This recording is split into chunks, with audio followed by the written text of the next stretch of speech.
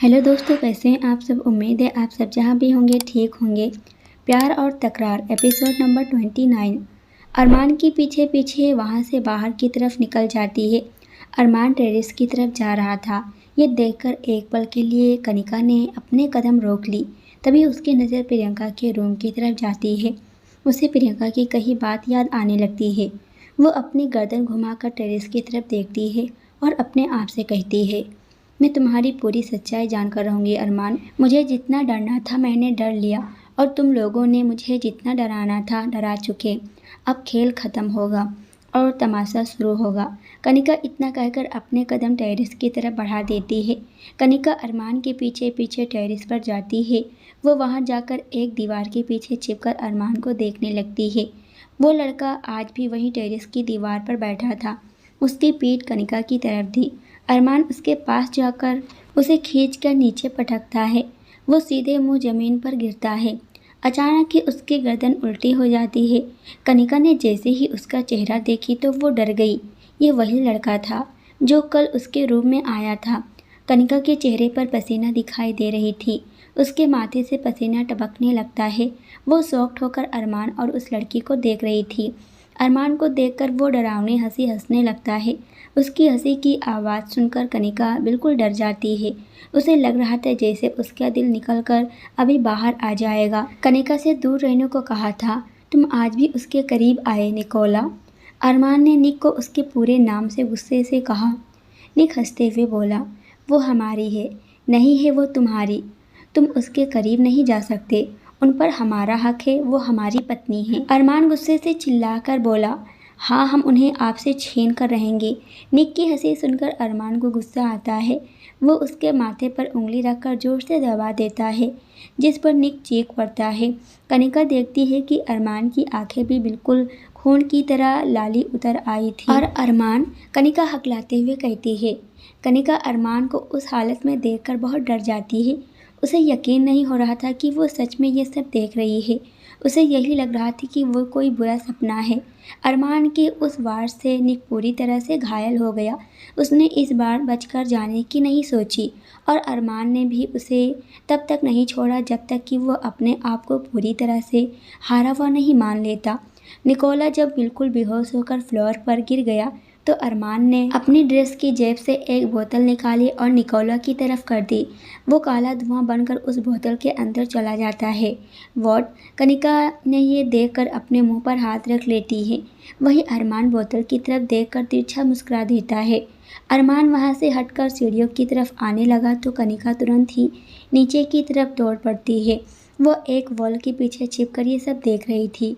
तभी अरमान हॉल से नीचे बेसमेंट में चला गया। कनिका ने उसे जाते हुए देख ली थी।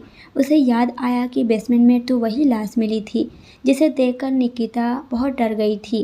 कनिका ने भी धीरे धीरे अपने कदम बेसमेंट की तरफ बढ़ा दिए। वो अंदर बेसमेंट में आई तो सब जगह धूल जमी हुई थी।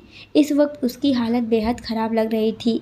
वहाँ पर बुक्स के बड़े बड़े ढेर लगे हुए थे। बुक सेल्फ बुक्स से खचाखच भरे हुए हैं। कनिका अपने कदम बहुत संभाल कर आगे बढ़ा रही थी। उसने अपनी सांसों को भी कंट्रोल की हुई थी। कनिका को पूरा बेसमेंट हल्की सी आवाज़ पर भी गूंज रहा था। वो चारों तरफ नजरें घुमाते हुए वहाँ पर आई।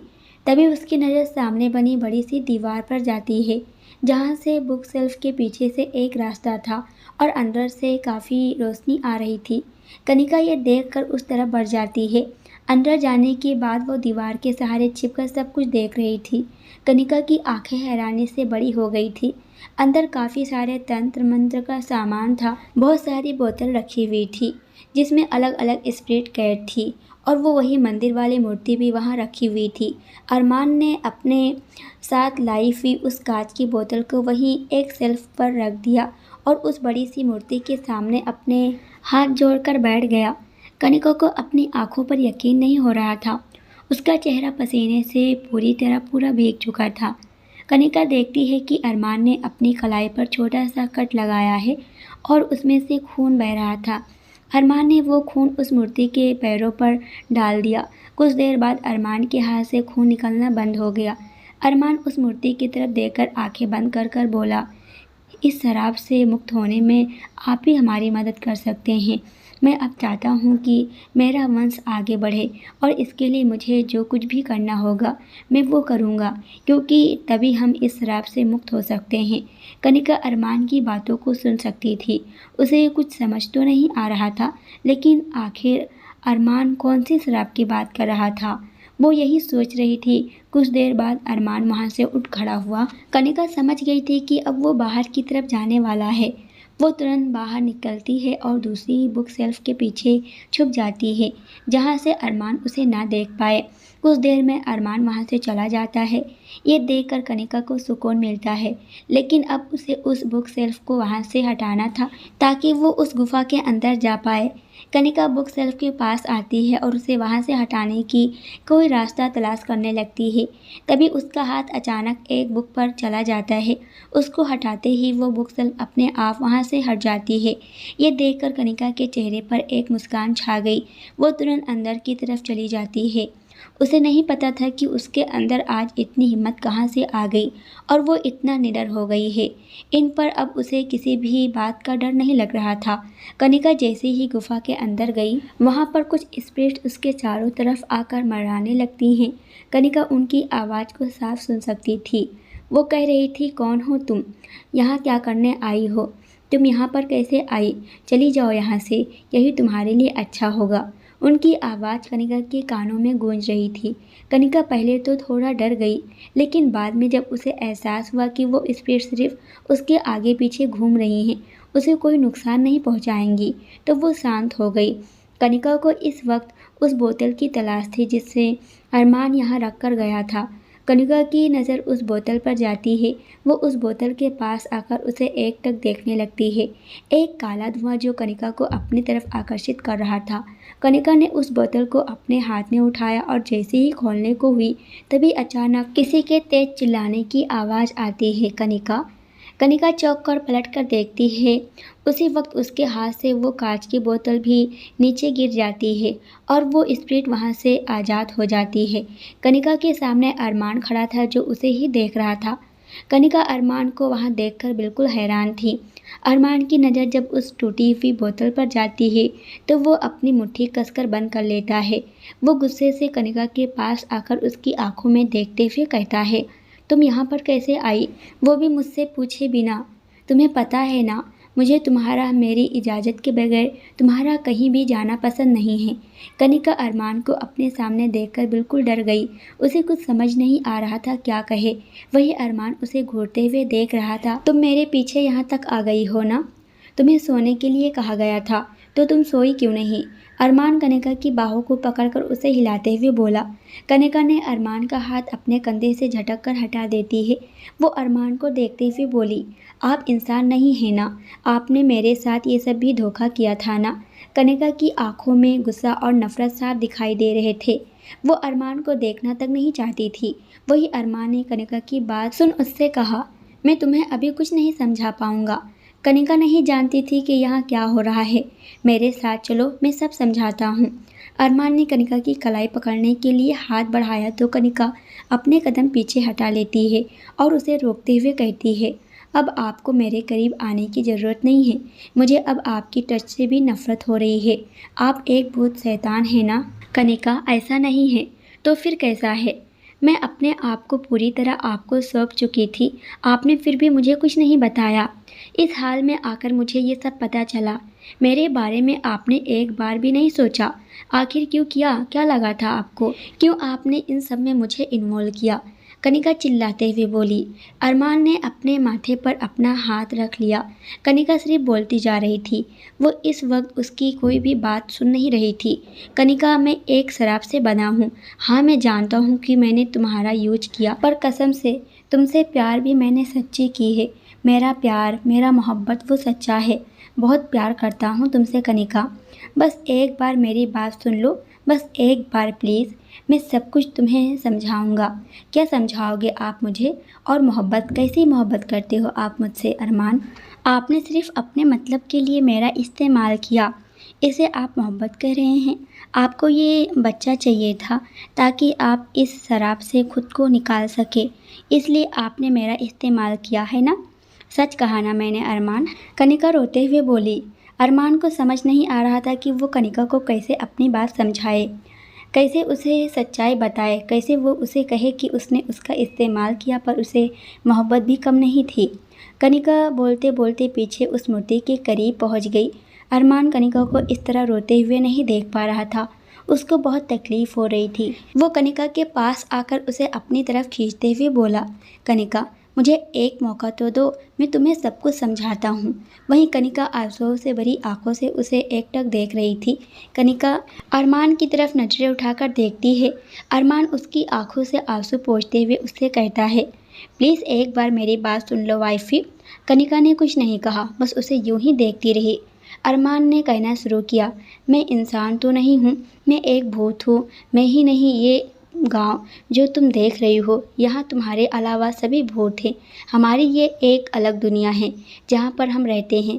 लेकिन मेरा ये गांव एक शराब से बना हुआ है और वो शराब किसी और नहीं बल्कि मेरे ही भाई निकोला ने दिया था। इतने दिन से तुम जिस सबको अपने आसपास देख रही हो वो कोई और नहीं बल्कि मेरा भाई निकोला ही है। उसने हमें शराब दिया था क्योंकि 1000 साल पहले जब ये राज्य हमारे हिस्से में आने वाला था तब वो नहीं चाहता था कि हम यहाँ के राजा बने। वो राजगद्दी चाहता था, पर जब वो राजा नहीं बन पाया तो उसने अपने तंत्र विधि से हमें मारना चाहा, पर उनका तंत्र उन पर ही भारी पड़ गया और वो ही मर गया। लेकिन उसने हमारे पूरे राज्य को श्राप दिया कि हम सभी भी उसके तरह भूत बन जाएंगे। अब वो तुम्हें अपने साथ ले जाना चाहता है। वो नहीं चाहता कि हमारा बच्चा इस दुनिया में आए, क्योंकि उसके आने के बाद ये श्राप खत्म हो जाएगा। तुम पहली लड़की नहीं हो कनिका जिससे मैंने शादी की है। मैंने पिछले इतने सालों में करीब कितनी लड़कियों से शादी की, लेकिन किसी के भी साथ में उतना आगे नहीं बढ़ पाया जितना तुम्हारे साथ बढ़ा। हमारी पहली मुलाकात में ही तुम मेरे इतने करीब आ गई थी, जिसके बाद मैं तुमसे खुद को दूर नहीं कर पाया और तुम्हें हर हाल में अपना बना लिया था। तुम्हारे डैड भी तुम्हें बेचने को तैयार हो गए थे और इसलिए मैंने बाद में उन्हें भी मार दिया था। उनकी मौत नहीं हुई थी, बल्कि उन्हें मैंने अपने हाथों से मारा था। अरमान ने अपने हाथों के पंजे को फैलाते हुए कहा और अचानक उसके नाखून बड़े बड़े हो गए। ये देखकर कनिका की आंखें बड़ी हो गई। तुमने मेरे डैड को मारा। कनिका अटक कर बोली, उन्होंने तुम्हें पैसों के लिए बेच दिया था। ये बात मुझे बिल्कुल भी अच्छी नहीं लगी, इसलिए मैंने उन्हें मार दिया। तुम्हारे साथ गलत करने वाले लोग मुझे बर्दाश्त नहीं हैं।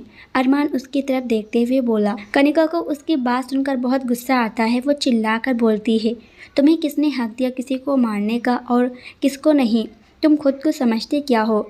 अरमान, मैं तुमसे बहुत प्यार करता हूँ, इसलिए मैंने ये किया। तुम बताओ, तुम्हारे डैड ने तुम्हारे साथ सही किया था क्या? क्या उन्हें उनकी गलती की सज़ा नहीं मिलनी चाहिए? कनिका, उन्होंने मेरे साथ गलत किया और मैं इस गलती की सज़ा कभी भी मौत नहीं कहती।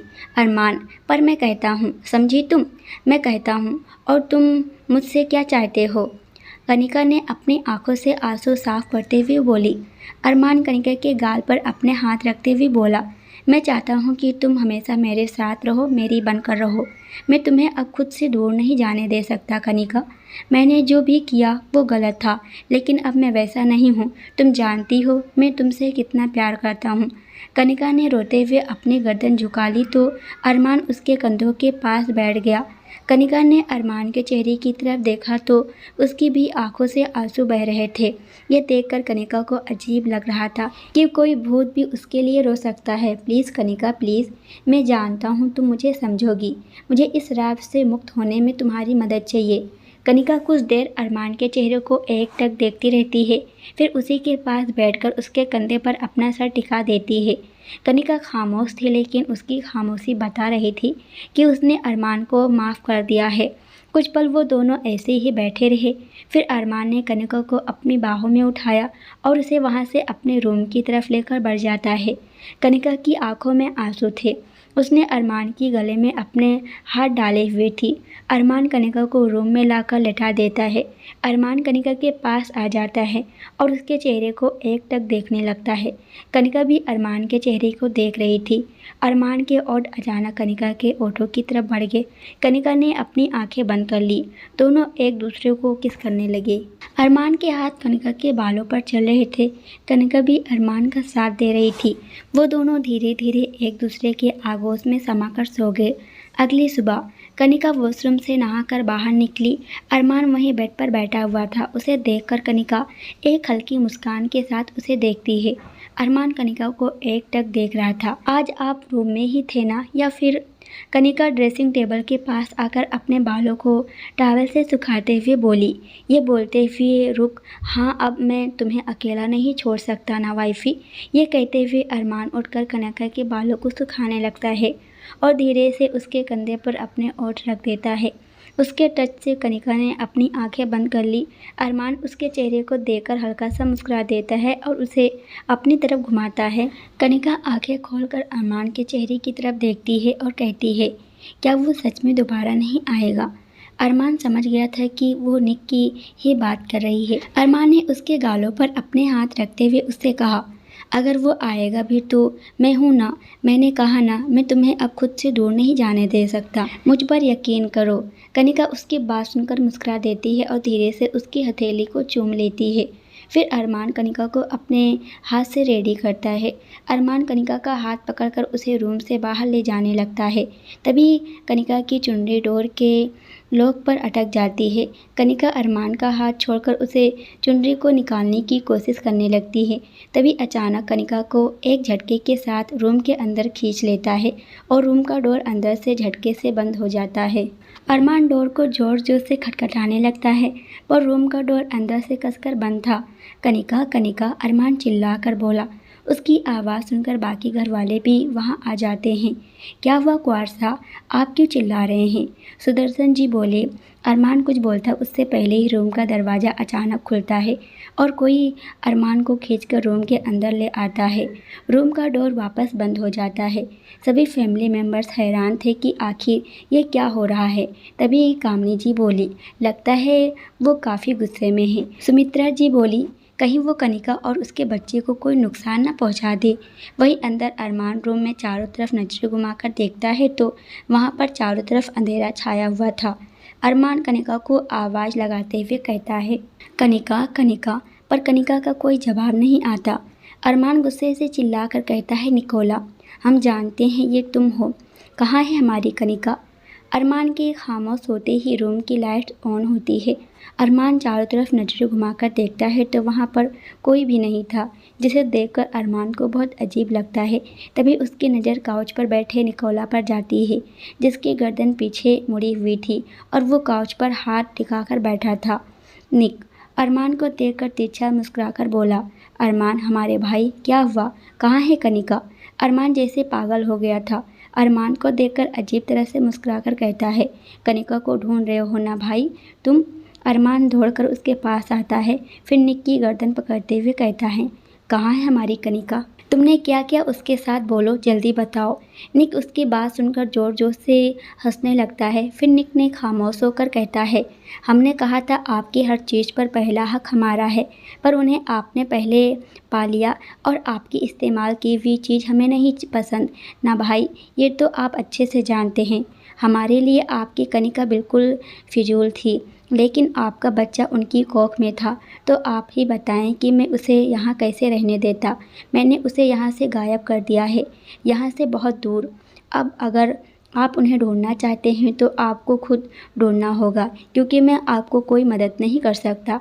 अगर आपने अपने बच्चे के इस दुनिया में आने से पहले ही उन्हें ढूंढ लिया और वो आपसे सच में प्यार करने लगी तो ये गांव पर से जो शराब इतने सालों से है वो अपने आप उतर जाएगा। निक की बात खत्म होने पर अरमान अपनी पकड़ ढीली कर उसे छोड़ देता है। उसके दिमाग में यही था कि कनिका कहाँ होगी, किस हाल में होगी। तभी उसे वापस निक के जोर जोर से हंसने की आवाज़ आती है। अरमान वापस उसकी गर्दन को टाइटली पकड़कर बोला, कहाँ है कनिका बताओ। लेकिन अगले ही पल निक हवा में गायब हो जाता है। अरमान ने चारों तरफ नजरें घुमाकर देखा तो वहाँ कोई नहीं था। कनिका, अरमान जोर से चीख पड़ा। तभी डोर ओपन होता है और सभी फैमिली मेम्बर अंदर आते हैं। अरमान फ्लोर पर बैठा हुआ था। अरमान को इस तरह देखकर वो सभी दौड़कर उसके पास आते हैं। कनिका कहाँ है अरमान? सुमित्रा जी बोली। अरमान बिना किसी एक्सप्रेशन से बोला, पता नहीं माँ साहब। दोस्तों आज के लिए इतना ही। इसके आगे क्या होगा ये हम देखेंगे अगले वीडियो में। जब तक ये देखिए वीडियो पसंद आए तो वीडियो को लाइक कमेंट ज़रूर कीजिएगा।